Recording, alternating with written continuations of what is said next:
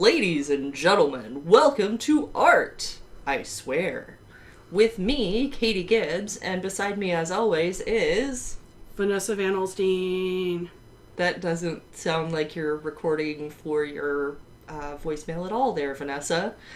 And today, to continue, or to kick off our LGBTQ coverage for the month, we're going to do a kind of quick overview on Felix Gonzalez Torres. Thank you. Words. You good word braining. Good word braining, you. So, as a lot of you probably know, some really bad stuff happened in Orlando on June 12th of 2016, which was a couple of weeks ago for us at this point in time. And it was horrific and horrible and exposed the prejudice that we still see in America to this day to that community. So we thought we'd give our own sort of special shout out by dedicating this whole month to LGBTQ. And it's a month in like podcast terms, and that we're going to do 4 episodes. Very interested on suggestions that you have or who you're interested in that fall within that spectrum, especially if their art focuses on those issues. I know there's a movie that came out recently called The Dutch Girl or The Dutch Painter or The Danish Painter. Something like that. It's about one of the first transsexual women that actually goes through with the surgery, and how she was a prominent artist and her wife was a prominent artist during the Art Deco decades. I've looked into her, however, there is not really enough for a podcast. It's mostly just lifestyle stuff, and we wouldn't really be telling you much about art, especially her art, which I feel like is what's important to cover in that, and not as much her wife. So what we're saying is, please send us your suggestions, and we will put our email link in the notes below so that we can follow up on that. Maybe do some research. Maybe we'll take your suggestions. Well, and we're ArtIswear on Facebook, ArtIswear on Twitter, and artiswear@gmail.com if you just really need to email us. I'm just saying. Reach out and touch us. We don't bite unless you ask us to. Reach out and touch someone. All right, so Felix Gonzalez Torres. You're overthinking it. Felix. I just keep wanting to sing Felix the Cat, and it's not appropriate. No, it's not. I will say, though, before we start this, too, obviously we're talking about homosexuals. Sex is going to come up in this. Gay lifestyle is. If you're not comfortable with that, maybe this is the wrong podcast for you, just in general. If you don't want your children to learn about some sexy stuff, I get that. You might want to skip. I will say that we're not going to delve into his personal life and start reading out smexy, but things happen. Yeah, it's one of the things we'll talk about is AIDS, and I could see not wanting to explain that to your 5-year-old. Isn't there a song on Broadway where AIDS, everybody's got AIDS. AIDS, AIDS, AIDS, AIDS, AIDS. Yeah, you're thinking about Trey Parker and Matt Stone. Aw, back when they were relevant. Alright, so Felix Gonzalez Torres. He was born during the Cuban Revolution. And what this is there was a dictator in Cuba named Batista. He was originally part of what's called an oligarchy, when several people rule a democracy, and he eventually overthrows that. Becomes the sole leader of Cuba. Batista's government was corrupt and... Shocker, I know, a corrupt dictator, who could imagine? So there's a communist revolution in the 50s, and Batista's replaced with Castro. Now, I looked for a lot of information on what exactly happens to Felix Gonzalez Torres here, and he's born... in what I'm going to say is Guillermo, Cuba, November 26, 1957. His parents, there's a epitaph he writes that seems to hint that like they stayed in Cuba and were later reunited.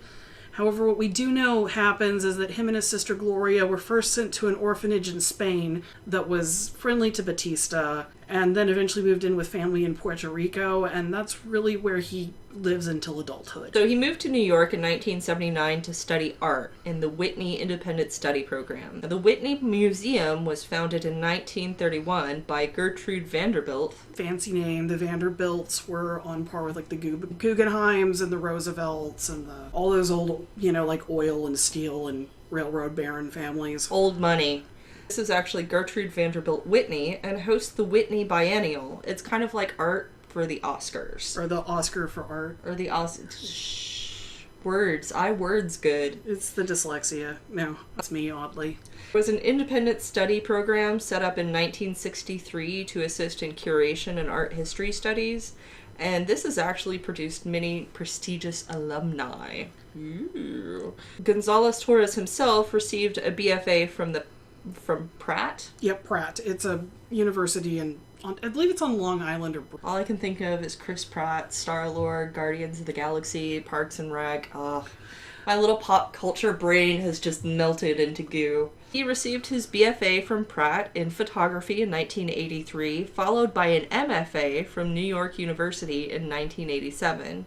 He taught at many schools and traveled across Europe as an artist in resident.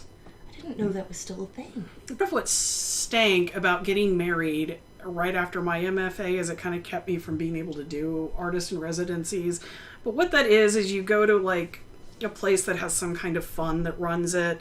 You're given a space, and usually that space is like living/studio. You're expected to produce X amount of work, given a small living stipend, and yeah, it's a good place to like de-gas and become creative. Sometimes they're multidisciplinary, where you're in there with like writers or musicians or what have you. That's kind of beautiful, and I love it. Yeah, and then sometimes they're academic focus, and it's worth noting that originally Gonzalez Torres the program he was part of was like curatorial and theory-based, so he's a very smart man. He early on was pursuing the theoretical aspect of art, so that's probably going to tell you what kind of artist he is. Theory of artwork. He was interested in conceptual art and minimalism. You can reference our earlier podcasts on modernism to get a feel for minimalism and conceptual art and exactly how much we love them. I love them. I think that they're adorable. He was interested in life and death and the difference between public and private, gay rights, and the ephemeral versus permanent. Ephemeral versus permanent. It's a tongue twister. It really is. So, or it could be your femoral artery. I made Vanessa watch our murder shows earlier, so sorry. She's gonna murder dead meat. That's right. Early works involved a freeform chronology of gay rights, and it starts with the Stonewall Riot, which I just saw an article the other day that the Stonewall Inn in New York is about to become a protected monument, which is good because we're about to tell you why that's important to gay rights. Gay people had been living in secrecy to avoid prosecution because there were anti-gay laws. There's anti-sodomy laws. But the 1960s counterculture movement had led many to become disenchanted with the status quo, and disquiet had kind of already been existing among New York City's gay population. So one of the only safe places that allowed gay men and women to congregate without persecution were bars. And sometimes the owners were just straight, but, a paying customer's a paying customer, and hey, if you're a regular, you do what you want. The Stonewall riots happened in New York City on June 28th, 1969, and this does precede Felix Gonzalez Torres coming to America. But he makes a lot of art about it and gay rights, so this is an important thing to touch upon. New York City basically made it illegal for people to wear the opposite gender's clothing, and they were harassing and cracking down on gay clubs. This also affected people who were more on the trans side of the GLBTQ spectrum, and those people aren't always gay. Some of them consider themselves straight, some of them consider themselves gay, some are bi, and I think that's important to note. It's a fluid thing. See Eddie Izzard, I believe he's happily married to a woman, I think. I do know he's straight, he's just fucking fabulous. I know a trans woman who came out as a lesbian. Whatever floats your boat. Exactly. Here to teach and educate, and trans people need hugs as much as anybody else. Damn Skippy. The Stonewall Inn, a bar which was mod-run and serving liquor without a license under the guise of being a private club, was raided by the police. At first, the crowd of gay men and drag queens and lesbians were pretty cooperative, but when the police started hauling off the lesbians and drag queens for breaking the law, the men started throwing bottles at the police wagon, and this was the starting point for riots, protests, and the beginnings of the gay rights movement. There's actually a really good Stuff You Missed in History class on this topic, of course. God, I love those too. There's even a discussion on, some people say there's a specific drag queen that started the riot by throwing a brick.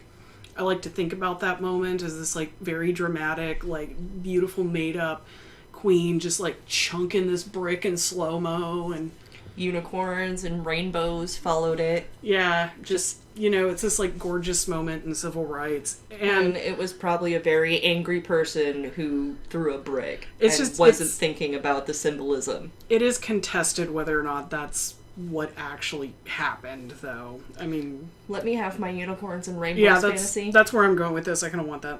New York City, LGBT bars then realized they needed safe places to exist and deserved the same protections as cis heterosexual people appreciated. It specifies cis, CIS, I forget what it stands for, but it basically means that you're the sexuality that you born into and identify with. Thus, the Stonewall Riot started off the gay rights movement. I think I said that already. I feel like I'm repeating myself.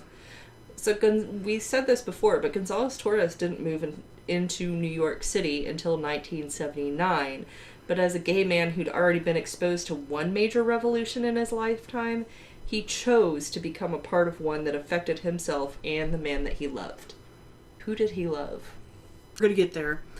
Another thing we have to talk about, though, when we're talking about his lists of the things that happen gay rights world and become pieces of artwork, like one that we have that's a black square that says Supreme 1986, Court Crash Stock Market Crash 1929, Sodomy Stock Market Court Stock Supreme 1987. And it's just kind of like making you think about how all of these things like free form flow together. If you think about like Dada cut up poetry or like beatnik, like free form poetry, this is like a visual representation of that looking at time. It's very early work. And he does make some like prints and like block prints and stuff about this. Big things that happens in the gay rights world is in the late 70s and early 80s. There's the beginning of the AIDS epidemic.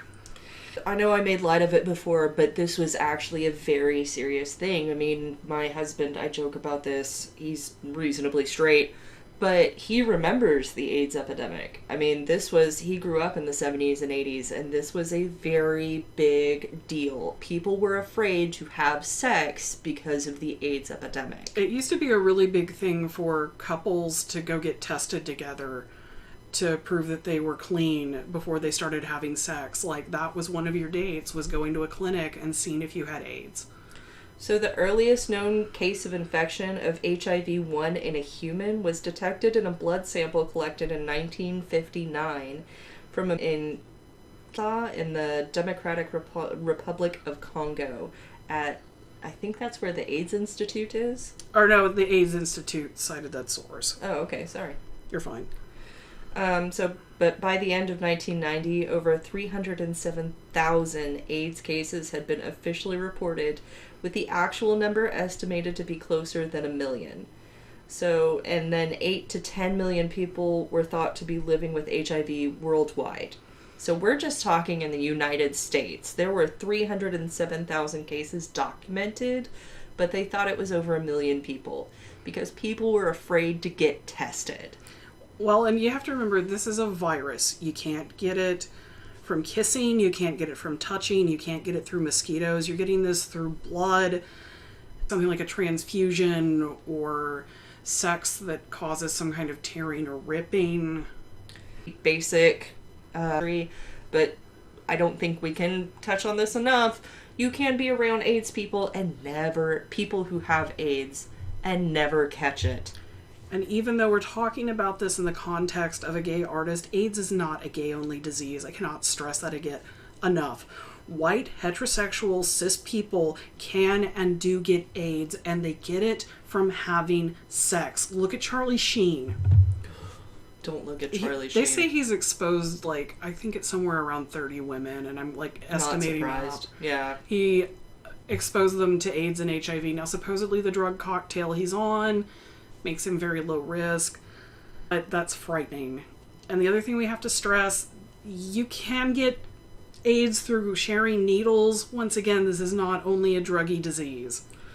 AIDS is more treatable. It makes it less of a death sentence because they can actually kind of make the virus in stasis. I've been reading up on it a little bit. It's actually pretty genius how they've been doing it, but the problem is that the drugs are so expensive. It's less of a death sentence now and more of a poverty sentence, and we can thank that one white douchebag who took the prices of his pills up from like $6 a pill to $300 a pill, something like that. There's I used to know a pharmacist that said that the bottle they got, and this is like 10 years ago, so it might even be obsolete, the bottle they would get that's like a month's supply for all of their AIDS patients just cost the pharmacy alone $150,000 to buy.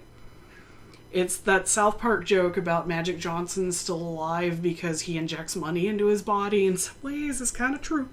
It's a little bit accurate.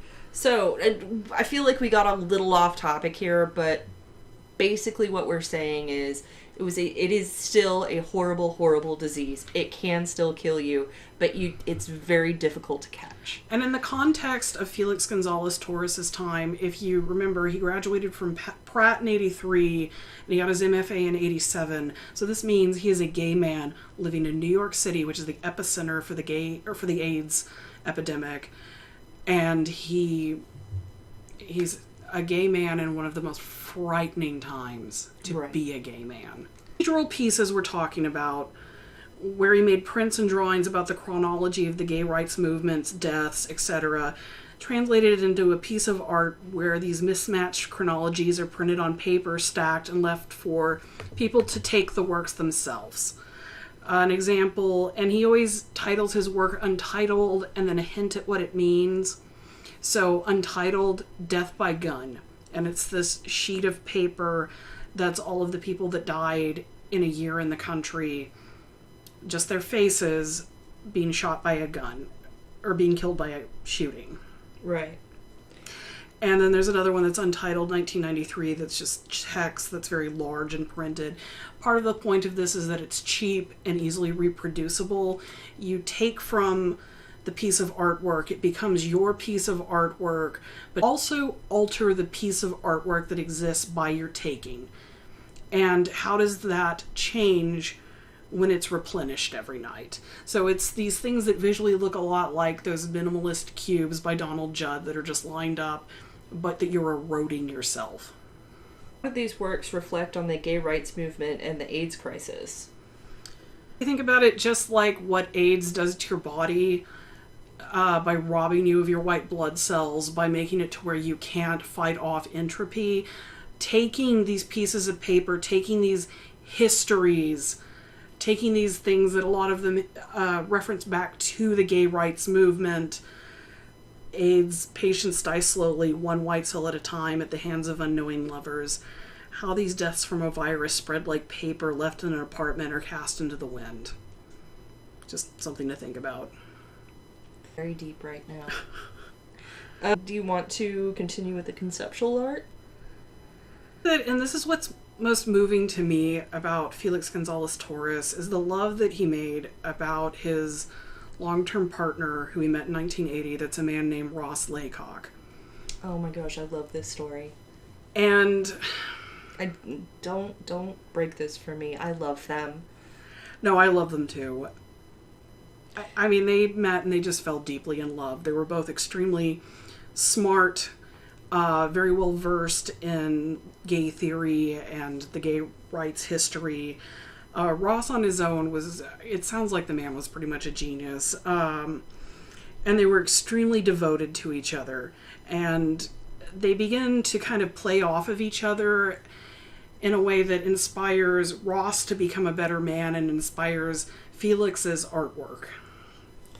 I think the piece I love the most out of this so far, and I really do enjoy Gonzalez Torres's work, is Untitled, but it's perfect lovers. And I don't have a date for it, but it's 2 clocks, and I want to read the entire instructions for the piece. When installed, the 2 clocks were to touch. The clocks could be replaced with white plastic commercial clocks of similar dimensions and design. The minute and second hands were to be set in sync, with the understanding that eventually they might go out of sync during the course of the exhibition.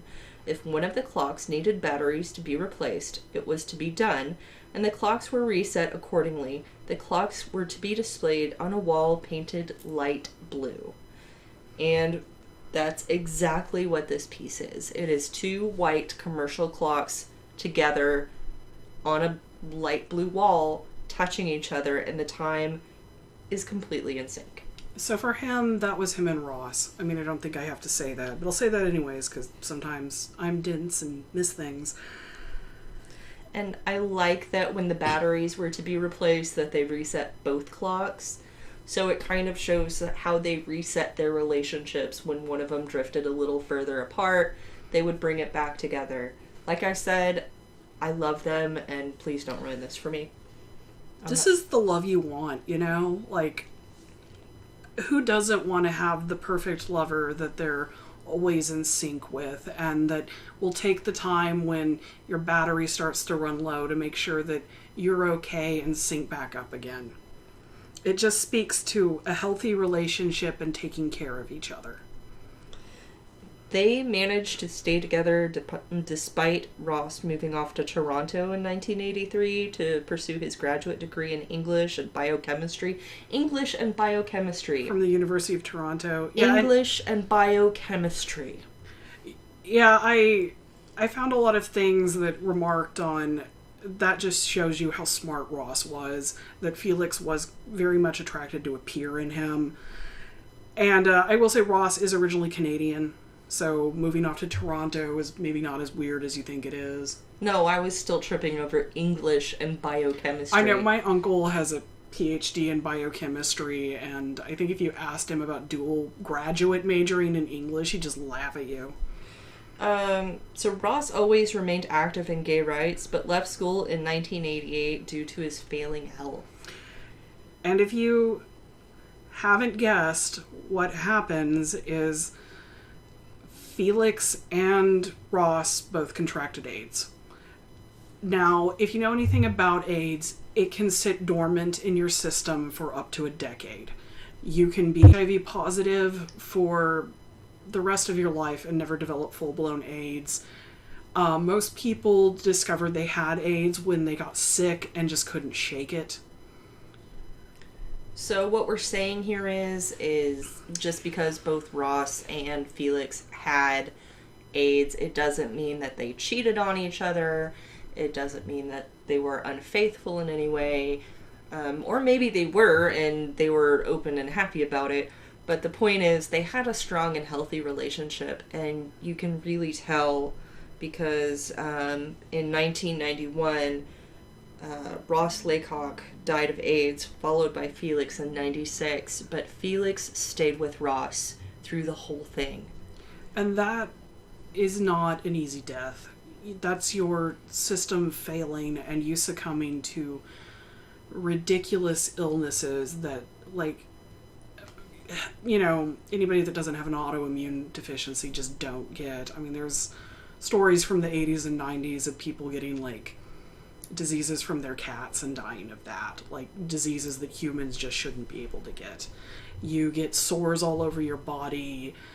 You waste away to nothing. It's an ugly way to die, and they stuck together all through it. And as somebody that used to be married to somebody who's handicapped, I know how hard it is to make a commitment to somebody that you know, and even renew that commitment to somebody that you know whose body is falling apart. And you have to love them to stay there. So there's a piece called Untitled 1991. There isn't a subtitle for this one, but it's a billboard, and it's on the billboard is a black and white photo of a bed with no headboard, with a gray wall. It's a queen size bed with rumpled white sheets and 2 rumpled pillows, and it was the bed that Ross and Felix slept in every day they were together. Felix took the photo shortly after they rose one day and held on to it. And he blew photos up onto billboards, and he placed 24 of them around New York City and New Jersey after Ross's death. And the reason he did that is because Ross died on January 24th, 1991. And that's the thing about Felix's work from here on out. Being sick with AIDS, watching his lover get sick with AIDS, seeing how it destroys their community. That's a big part of Felix's work right after Ross dies. He doesn't quite have 5 more years to live. This work also addresses, beyond gay rights, beyond AIDS, the blurring of public and private. Here a private space is presented larger than life for the viewing public to see, much like how AIDS outs gay people. Like it outed, what was that? Rock Hudson, who was in a ton of romantic comedies with Doris Day, was it? Doris Day. And nobody had any idea, but until he was dying of AIDS, we found out AIDS outed him as a gay man. It kind of did the same thing for Freddie Mercury. I mean, I think we all kind of knew, but... We kind of knew. And he was bisexual, but... We knew. Yeah, it becomes large and apparent because of AIDS. The next one we're going to look at is Untitled, with the subtitle Portrait of Ross in L.A. Sorry. Before you do that, I would like to say that one of the interesting thing about the billboards, though, is they were taken down a long time ago, and now all that exists is photographs. So there's even this ghostly reminder of them existing, just like you see a lost loved one in a photograph. And how does that change the work? Taking it from this public venue, making it private again, because there's a controlled amount of these photos that exist. Is it more or less powerful in the photo? I think in some ways it's more romantic in photographic quality, that there was this moment that, no, you didn't get to share, but you still get to share. And that's kind of like the ethereal continuing existence of the photograph. Well, and we have the ability now to know the backstory for this photo. And sorry, we're still talking about the billboard photo with the rumpled bed. But I think that an average person in New York might not know the context of the photo and might not understand, because there was no there were no subtitles. There was no context. There was nothing. So that is the interesting thing about public versus private, is how does the private change? It could be like an ad for bed linens that wouldn't have been that common in the 80s or 90s. But it's enough to give you pause and think about this empty bed where 2 people obviously were at some point, and who was there and why were they there. And so there's this thoughtfulness that does put it in the realm of conceptual art, like the idea of this emptiness that's there and what once filled it is more important than it being an actual photo. And that's why I like conceptual art, even though a lot of people have trouble with it. I can hear you mocking me. I can hear you. I could see you thinking about it and liking it. Yeah, whatever. The next piece is, again, Untitled, Portrait of Ross in L.A., 1991. And it's a big pile of hard candy dumped onto a gallery floor. Like up against the wall, and it's just a rainbow of colors. It's beautiful. And I can say that now. I'm not in class. Thanks, Dr. Baxter. Eat me, art professors. No, and I will say, these candy pieces, if you're wondering how they maintain them, there is a set candy company that is supposed to be purchased from. In the event they are bought out, you are supposed to purchase the closest approximate. A lot of these are referential. If you remember our Modernism Part 2 class, when we talked about Donald Judd and Saul LeWitt about purchasing pieces that are reproducible, that it's the instructions more. This is what Gonzalez Torres is looking at. So, Katie, do you want to read this text that I stole-ish from Jeremy Elder from Shape Plus Color. Okay, I will read this not at all stolen text to go with this piece. We cited our source. We're okay. Ross Laycock was Felix's partner, and when he was diagnosed with HIV, his doctor set his ideal weight at 175 pounds. Portrait of Ross is precisely that, 175 pounds of candy set in a pile. The candy is unguarded, the purpose being for the viewer to take some of it from the mouth. Each and every day, the remaining candy is removed, weighed, and more is added until it weighs exactly 175 pounds, and then it's set back out again. The candy is both a representation of Ross's physical weight and a metaphor for the very best and worst of his struggle with AIDS. As the disease takes away, the person's size may dwindle, but the weight of the spirit, the intent to remember and replenish, the power to celebrate, brings it back each morning. Jeremy Elder just nailed that. And I think he's British from the way he says color or spells color. There's an extra U in there that doesn't belong. And that is exactly what happens. The viewer comes and takes a part of Felix's love. You both rob and restore from this piece. And you take away a small sample piece of this body and this happiness. It's almost like religious. And it's as exploitative and as wonderful as all of that can ever be. And I'm trying really hard not to cry, especially because of this piece that I kind of want to close the podcast out. And I also took this from Jeremy Elder's blog, and it looks like he's also a social media marketer, so props to you, bro. This piece is actually not supposed to be reproduced. It's a letter from Gonzalez Torres' personal effects, and it's 2 clocks drawn together in sync, and the letter says... Do I need to do it? I can do it. Lovers, 1988. Don't be afraid of the clocks. They are our time. Time has been so generous to us. We imprinted time with the sweet taste of victory. We conquered fate by meeting at a certain time in a certain space. We are the product of time. Therefore, we give back credit where it is due. Time. We are synchronized now and forever. I love you. Okay, well, if you're not crying by now, I'm not sure if you are human. And that's okay, because you're listening to our podcast. So thank you, fellow non-human, for listening. That has been our overview of Felix Gonzalez Torres. And our first episode in our GLBTQ friendly podcast. If there is an artist who falls into that spectrum that you would like to learn about, please make a comment on YouTube, make a comment on SoundCloud, iTunes, leave us a comment on Facebook or Twitter. We also, ArtIswear@gmail.com. I'm going to thank Joe Giggs and the Conant Project for our intro-outro music.